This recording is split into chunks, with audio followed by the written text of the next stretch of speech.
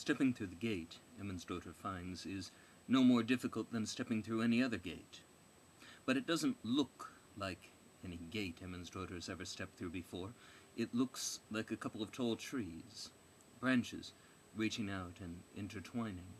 The space between those trunks and below those branches is the gate.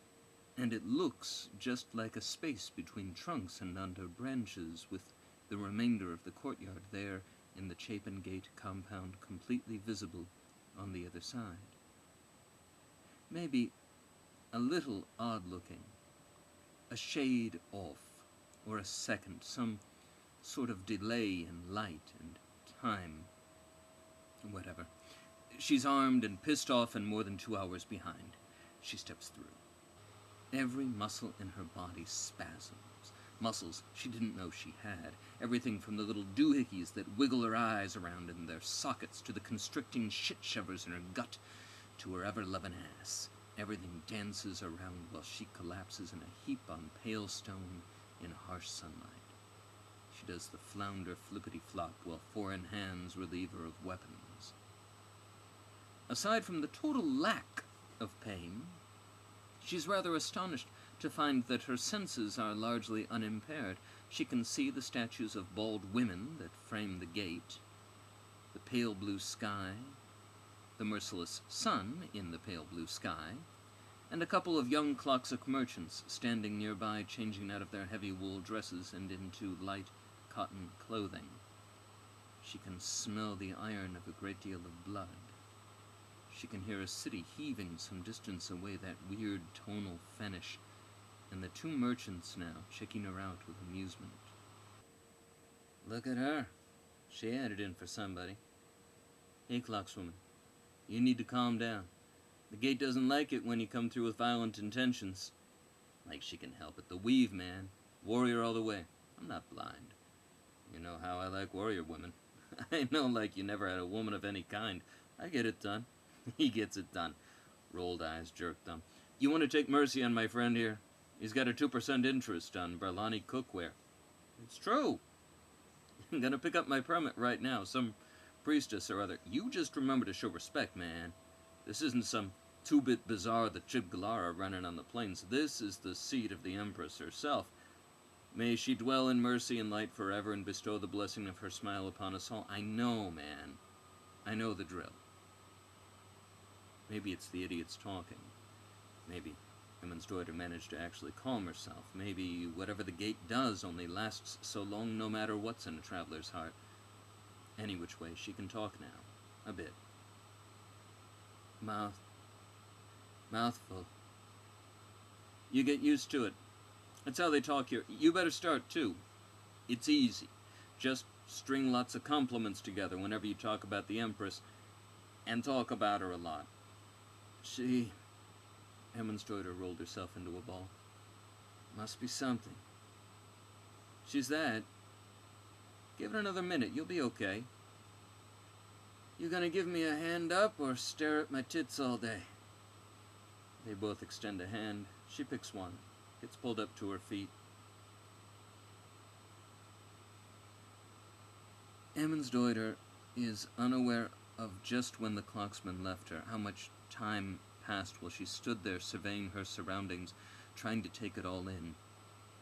She stands atop a stepped pyramid taller than she would have thought possible to build in stone, and it is only one of 6 great stone pyramids arrayed around a city of thousands of stone buildings and stone temples and gargantuan stone statues and massive stone obelisks and stone piers into a vast straight river and a stone palace with domes and turrets rising in ranks.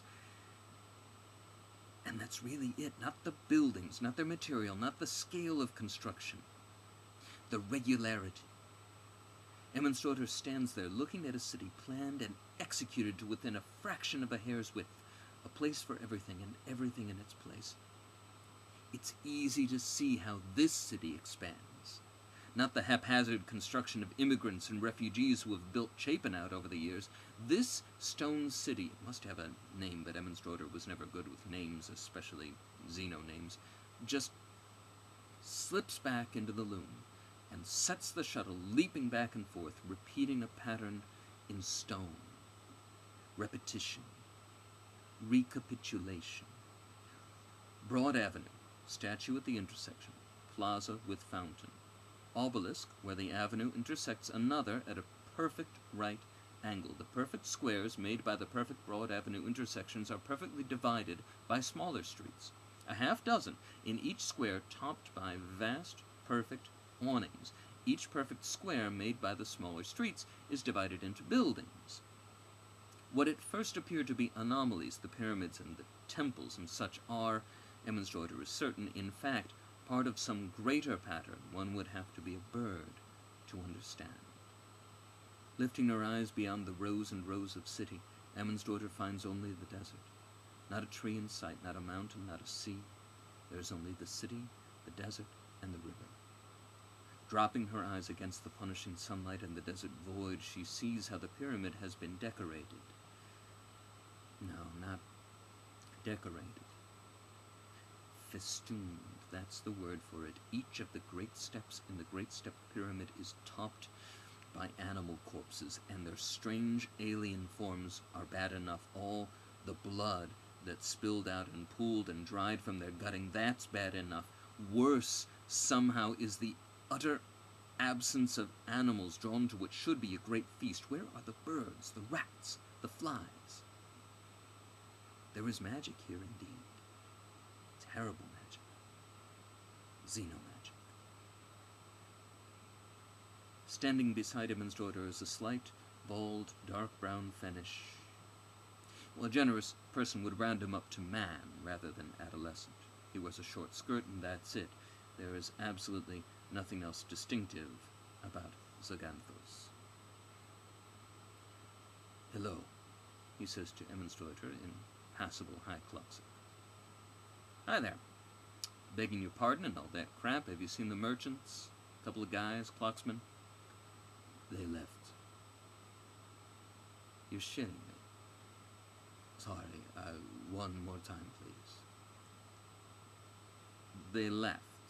"Ah, yes, that's right. I am happy to see you are up and on your feet and raring to go." "You talk funny." "My accent, I'm so sorry." "Not your accent, your, vocabulary." "That's the word." "How do you know the word?" Hold that thought. Just realized I don't give a damn. Point is, you speak Cloxic, and I don't speak your jibby-jangy, local, hoo-wah jibby. So, here's what I need out of you. You seen an old Cloxic warrior come through here? Had a bunch of Xenos with him? You are speaking of the adventurers. Yeah, yes, them. Where did they go? I am not wishing to tell you. I see, yeah. You know something? I am not wishing to stick my boot up your ass, but I am a guide, and I am not a slave, and I am not working for free. Emmonsdeuter's mind fluttered all around that one before working out what the little brown man was saying to her. Money? You want money? Crap, look, whatever. I'll get you whatever the fuck you want. Money. I'll pay you. I am not now for hire. See, now, you're just asking for it. Another hired me. Who? There's nobody up here but you, me, the guys who took my weapons. I'm gonna want those back. And the naked lady statues and... that. Out of the gate ambled a Simon Dons. Emmonsdeuter had seen Simon Dons before. On the scale of Xeno-weirdness, they were a step or two below the Kevpre and Chudglar, but still leaps and bounds beyond what you might call passably human Xenos. There were people, especially elderly Clocksmen and women, who Emmonsdeuter and her peers laughingly referred to as monkeys. People who age or fate or whatever the fuck ended up looking a little less human and a little more simian. Of course, no one would ever actually mistake these people for anything other than human. In the same way, many Simon Dons had something feline about them, but no one would ever mistake them for actual cats, and no Simon Dons could ever be mistaken for human. On hearing about the Simon Dons, Ermenstruder had imagined a human onto which cat ears and a tail were slapped. She had been stupid. They looked nothing like that. Saira bounce walks, as all Simon Dons do. Leaning far forward while her long tail plays counterweight, her diminutive face kept level by a long, sinuous neck. She wears a skirt made of strips of leather riveted together with brass, and a red, sleeveless tunic so thin as to be nearly transparent. Her footwear covers less than shoes, more than sandals, and sports little hinges no human foot would need. The scimitar at her side is wide, wicked, and handled specially for her strong, stubby fingers. Saira sees Ermenstruder and Saganthos, opens her mouth to show all the pointy teeth inside, and collapses in a fit of spasming muscles. Saganthos nods and states the obvious. I work for her. They stood and watched Saira dribble herself around the top of the pyramid for a while. Yes, Ermenstruder observed, having a wonderful time. She's got some, what did they say, violent intentions? That is as plain as the nose on your face. The guards are taking her weapons. Took mine too. Taking your weapons is a local regulation. And it's fucked up. No disrespect, but fucked up. Do the local regulations say I get my weapons back now? The answer to that is an enormous no. I am so sorry. You may retrieve them when you return your journey through the gate. Uh-huh. Listen, just point me in the direction of the old man, the adventurers you saw, okay? Maybe tell me where I can pick up a new axe, then you can get started babysitting Ms. Bounce-A-Lot. I do not think she would like that. I am being paid to take her to an old Cloxic adventurer. Well, fuck me. That's an expression, Shorty, not an invitation.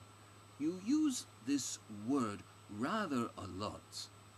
Fuck right I do, so I follow the two of you. Fine. Yes. That, yes, sounded a lot like you're fucked, Ermenstruder. Then my command of your language has reached a new and better level than I knew. Explain yourself. Don't worry, we got time. She's still bopping a bit. You are a Cloxic warrior. Cloxic warriors are not allowed outside Zolfez.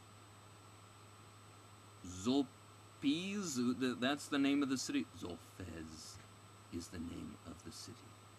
And I can't leave it, not legally, no. Local regulation, right. But the old man is a Cloxic warrior. He was. You know him. When I met him, he had little regard for local regulations, just like you. Whoa, Don Stumpy, you're saying he's been here before? Saganthos does not answer. Ermenstruder allows herself to entertain a brief fantasy involving the Finnish bastard before her and gravity. She can see that Saira is nearly recovered. She knows that if these two really do just walk out of the city of Itchy Knees, or whatever it's called, she won't be able to follow without making an incident and maybe getting herself killed. One of those is really food for thought. So, Ermenstruder tries a new way, an unfamiliar way. Hi, she says, without gritting her teeth too much. I'm Ermenstruder. Damn glad to meet you, Zaganthos. Sagi Zaganthos. Zaganthos. And she is very nearly recovered, and will in a moment be up on her feet and raring to go. I humbly beg your pardon.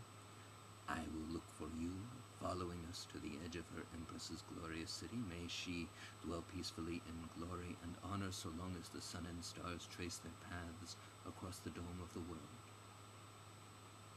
and Zoganthos leaves her, walks over to Saira, a name Emin's daughter still does not know, and assists the Simondons to her unsteady feet. "No worries, Saggy," Emin's daughter calls after. "I got your back." Under her breath she added, "Crap."